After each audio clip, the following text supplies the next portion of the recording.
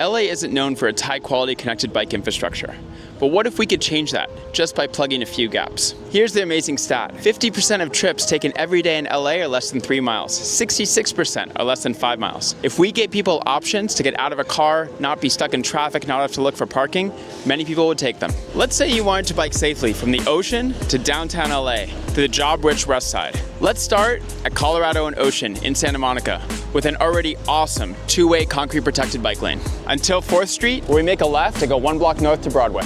The city of Santa Monica recently protected its existing Broadway bike lane with concrete curbs. Even though the protection ends at 26, it's actually pretty chill to keep biking all the way to the LA city border because traffic is so calm. Once we're in the city of LA, Broadway becomes Ohio. Traffic calming goes away, and you have this wide open space. We need to get rid of the center turn lane and use the extra space to physically protect the bike lane with concrete, just like in Santa Monica. That would plug our first gap and get us to Bundy. Once we get to Santa Monica Boulevard, we have our second gap.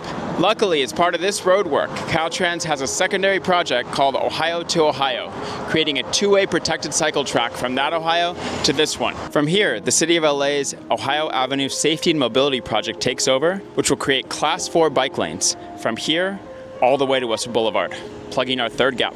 Once we get to Westwood, we have to get down to Santa Monica Boulevard, and LADOT's Westwood Safety and Mobility Project takes over. That's how we safely get from Ohio to Santa Monica Boulevard, just a few blocks south. Now we need to get on the bike lanes on Santa Monica Boulevard, making a left turn here. A protected intersection would really help. There's actually enough room to physically protect the existing bike lanes on Santa Monica just by narrowing these travel lanes, and that gets us all the way to Beverly Hills, plugging our fifth gap. So now where Santa Monica becomes Big Santa Monica and Little Santa Monica, and we need a safe way to keep biking that way. The safest option here is to use this existing concrete protected busway for bikes too. That's just changing signage and adding some paint to tell cyclists where to go. We already have a dedicated light, and that gets us safely into Beverly Hills, plugging our sixth gap. Now we need to get from Santa Monica Boulevard 1 block south to Burton Way, which already has bike lanes. Here we can narrow the travel lanes and add bike lanes on each side, plugging our seventh gap. These bike lanes on Burton Way will get us all the way to Wilshire and San Vicente, but they're in the door zone, not comfortable for many. By flip-flopping the parking in the bike lane and narrowing the travel lane, we can make them much safer and appealing and get people all the way to Wilshire and San Vicente, plugging our eighth gap. Here we're crossing back into the city of LA, and this 0.6 mile gap between Wilshire and Fairfax has no bike infrastructure at all. We need to do the same thing that LADOT already did east of Fairfax on San Vicente and create parking protected bike lanes, and that will plug our ninth gap. LADOT is currently working on a Pico Safety and Mobility project, which will add protected bike lanes between Crenshaw and Figueroa in time for the Olympics.